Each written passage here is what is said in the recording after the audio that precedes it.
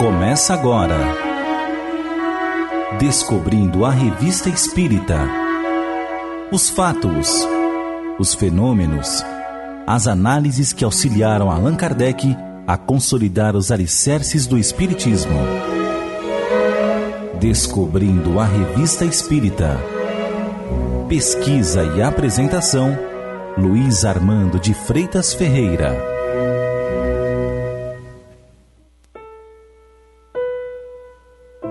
No número de agosto de 1860 da Revista Espírita, Allan Kardec insere estudo feito sobre um caso noticiado pelo jornal Le Droit, sob o título Cenas de Feitiçaria no século XIX.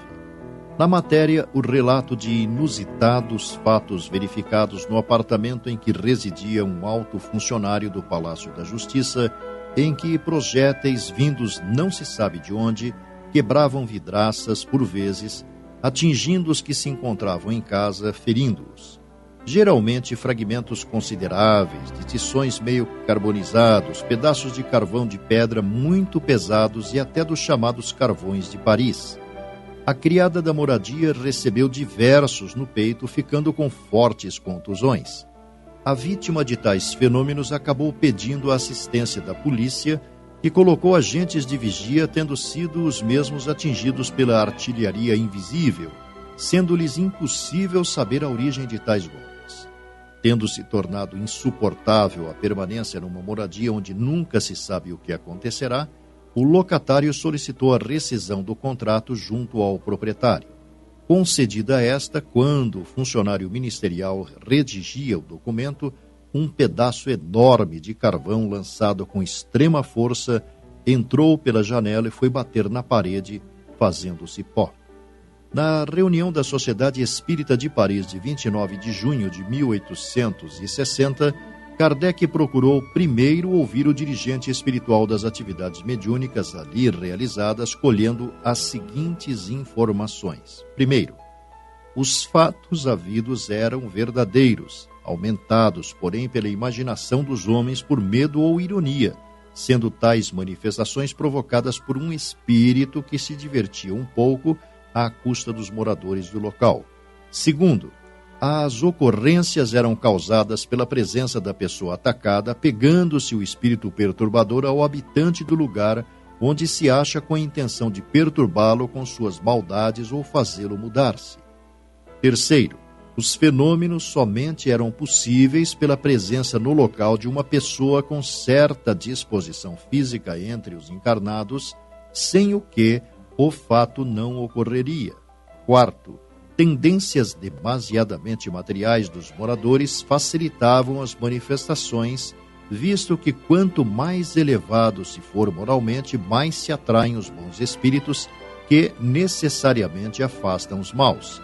Quinto, os projéteis de que se servia a entidade, na maioria, eram colhidos nos próprios lugares, movimentados por uma força que vem do espírito que os lança no espaço, caindo no lugar por ele designado, podendo, quando não existem nesses lugares pedras, carvões, etc., ser facilmente fabricados por ele. Por fim, indagado sobre se seria útil evocá-lo para obter maiores explicações, o diretor espiritual respondeu: se o quiserdes, mas que só se obteriam respostas insignificantes por ser um espírito inferior. Kardec registra também que recebeu a visita do locatário, que não só confirmou os fatos noticiados, mas os completou e retificou em vários pontos. Encaminhadas as providências para evocar o espírito perturbador, este respondeu a 17 perguntas, obtendo-se vários esclarecimentos, dentre os quais destacaremos. Primeiro, que encontrara no ambiente um bom instrumento e nenhum espírito douto, sábio e importante para o impedir de produzir os efeitos físicos com os quais se divertia.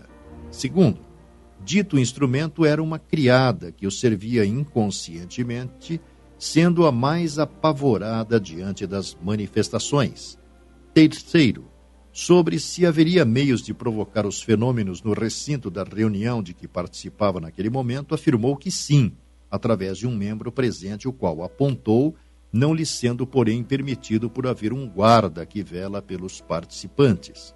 Quarto, que em suas ações não tinha objetivo hostil, procurando apenas divertir-se, fornecendo aos estudiosos um fato que comprova a existência dos espíritos. Quinto, que a origem dos objetos que atirara era o pátio e os jardins vizinhos ao prédio em que localizava-se o apartamento.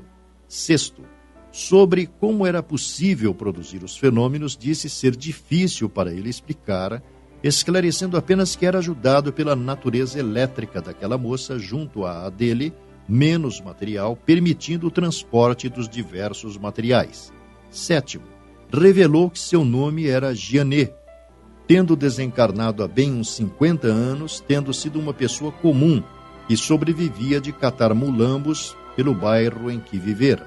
Oitavo, que em suas respostas fora auxiliado pelo orientador daqueles trabalhos.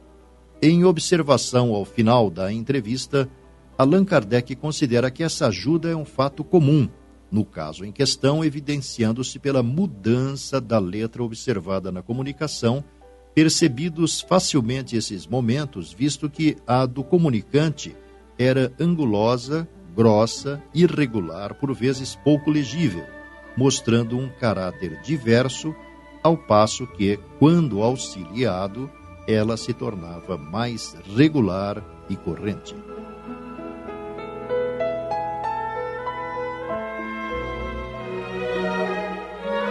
Você ouviu Descobrindo a Revista Espírita. Pesquisa e apresentação, Luiz Armando de Freitas Ferreira.